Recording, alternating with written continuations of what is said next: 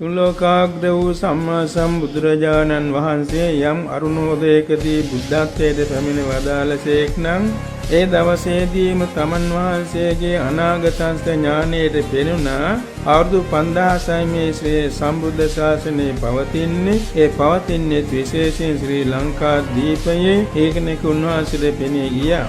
ඒකම තමන් වහන්සේ පරිනිර්වාණ මංචකේ වැඩ ඉන්න වෙලාවේදී බොහෝ දෙවි දේවතාවන් වන්දනාට පැමිණුණ අවස්ථාවේදී සක්දෙව් රජතුමා මතා දේශනා කළා මගේ ශාසනය මගේ ඇවෑමෙන් අවුරුදු 5000ක් දිගුකල් පවතින්නේ ශ්‍රී ලංකාද්වීප ධරණී තලයේහි. එනිසා ලංකා වාසීනුත් ලංකාවත් අකලංකව නිරුපද්‍රතුව ආරක්ෂා කළ යුතුයි කියලා.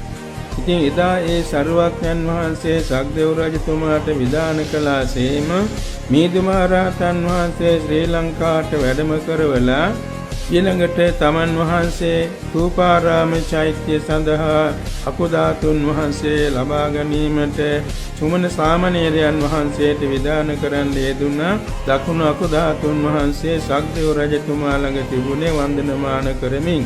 ඉතින් මේ සුමන සාමණේරයන් වහන්සේද මිහිඳු මහ රහතන් වහන්සේගේ විධානයෙන් සක්‍ර භවනයට වැඩම කරවලා දකුණු අකුධාතුන් වහන්සේත් ලබාගෙන මිහිඳු මහ රහතන් වහන්සේගේ වචනෙන්ම විධාන කළ සක්දෙව් රජතුමනි අපි ශ්‍රී ලංකාවේ බුද්ධ ශාසනය පිහිටවනවා.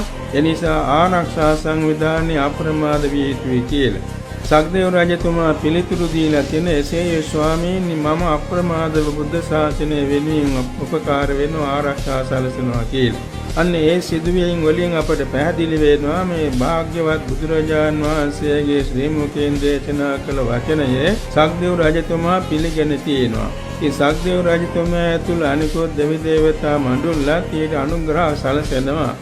ඒ අක්තරත මේ සක්දෙව් රජතුමා ඇතුළු ඒ ආරක්ෂක දෙවියන්ගේ තියෙන පිළිවෙතක්. ඒ කියන්නේ ඊ පැවිදි ජනතාව සුපේසල ශික්ෂාකාමීව වාසය කරනවා නම් ගිහි බෞද්ධයෝ නිති පන්සිල් රකින්නවා නම් පොහොයට සීල් රකින්නවා නම් පිළිවෙත් සර්ව ගිහි බෞද්ධයෝ ජීවත් වෙනවා නම් එවැගේම පැවිදි භික්ෂූන් වහන්සේලා නිසසේ මහානදම් පුරනවා නම් එතකොට දෙවි දේවතාවන්ගේ ආරක්ෂාව සැලසෙනවා.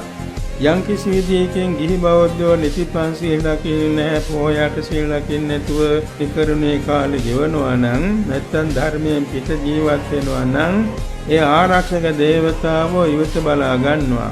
ඒ නිසා ඒ රටවලට නැත්නම් ඒ ප්‍රදේශවලට දුර්දාන්ත අමනුෂ්‍ය ඇතුල් වීමෙන් නොඑක් දුර්භික්ෂය කලකෝලාල රෝගාබාධ මේවා ඇති වෙනවා. මෙන්න මේකයි ස්වභාවය. දෙවි දේවතාවන් ඇවිල්ලා ඒවා සංසිඳුවන්නේ නැහැ. ඒ නිසා බෞද්ධයන් වශයෙන් ජීවත් වෙන සෑම දෙනාම නිතිපන්සිල් රකින්නවා නම් ගිහියත්ෝ පොහොයට සීල් රකින්නවා නම් මෙත්තා කරුණා මුදිතා උපේක්ඛා ගුණ පුරුදු කරනවා නම් පස්පවෙන් දස කුසලෙන් වැළකීලා ජීවත් වෙනවා නම් ඒකාන්තයෙන් දෙවියන්ගේ ආරක්ෂාව සැලසෙනවා.